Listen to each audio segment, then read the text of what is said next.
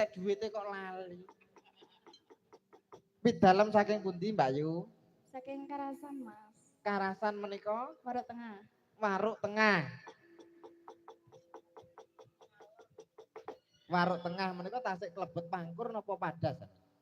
Pangkur. Oh, Pangkur nggih nggih nggih nggih. Sakmenika sampun lulus napa sampun rabi napa sampun manak? Nglairno. Allah sampun lulus, Mas. Sampun lulus. Nggih.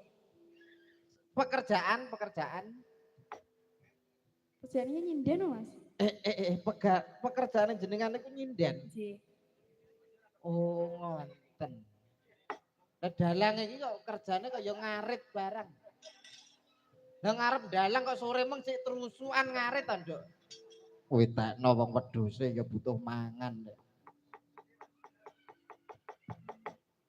Ngono kuwi cara kowe sok ben dalang kok bayare wedhusno ya gelem. Gelem. Gelem. Wong adat saben biasane iki wong calang iki malah tak panjeri sik kok. Ampreh ora batal. Asing tumut serak alah. Nek ngedep wong ayu ki tak grogi nduk. Ya eling-eling aku ki urung pono utawa urung Jawa. Tenane lho, tenan. Nggih, geser. Sisih lor, kidul. Sisih kelor iki sound system ya, Nduk.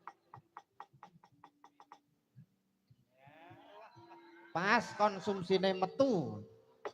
Lampune mekan. Dan Mbak Wiwi ketok mak biar ngono, Nduk. Paring asma sinten Mbak Yu? Nggih, Mas. Derek tetepangan nggih. Nggih. Kula Arsita, Mas. Mbak Arsita. Nggih. Sampeyan lagi petok aku pisan iki ya, Mbak ya? Mboten napa nate. Loh, wis tahu kabeh ta, Mbak? Nggih. Mbak Arsita, pidalem saking pundi? Kula saking Brangkal Banjaran Sari. Banjaran Sari menika tumute Padas. Padas. Nggih. Padas karo Pangkur yang duwe bibit unggul.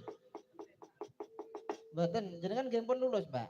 Sampun. Sampun. Pun gadah anu napa dereng? Dereng kok. Saestu ta? Nggih. Tenan? Tenan. Ora sampe nek nyawang aku no piye? Nyawang Ora apa-apa to. ora masalah, penting ora ndumuk. Lah Mbak Wiwi engke ya wis duwe calon, Mbak, sampean. Dereng. Malah blas niki. Oh, tasik wedi lah seneng aku ngene iki, Nduk. Wong sing wedi-wedi ngene lho. Nggih. Sakmenika ngasta napa, Mbak Yu? Ngastomik. Lho. Angel iki. Lha pripun? Kerjane apa ngoten lho? Dia pekerjaane nyinden, tapi nek enten sing nanggep. Kados Kados jenengan. Nggih. Dalang nek enten sing nanggep. Aku ki mbok sumpah, Mbak, biyen ki ning lair batin nggone dulurku Madiun. Wong yo ngerti dhewe to sampean nek poso ki ora nek tanggapan. Arep disangoni dulurku, lah kok dulurku sijine iki ngene, aja dalang wi. Dalang ki kaya-kaya sugih ora umum. Nek tanggapan. Sambene napa, Mbak? Oh, tukang seleb. Masa nyinden tukang seleb. Oh, marung jenengan. Monggo mampir. Warunge pundi warunge? Mriko lho, celake jembatan. Celake jembatan pundi? Brangkal niku le. Dalem? Toko napa warung niku? Warung. Warung napa? Ayo. Kepalane ditundukkan. Dik, dengklukne, sirahe. Wong-wong ki Jawa kabeh lho. Warung kopi nggih, Mbak nggih. Nggih. Lah Mbak Wiwi gak duwe rencana nggih warung ngono, Pak? Bakul pentol. Iya.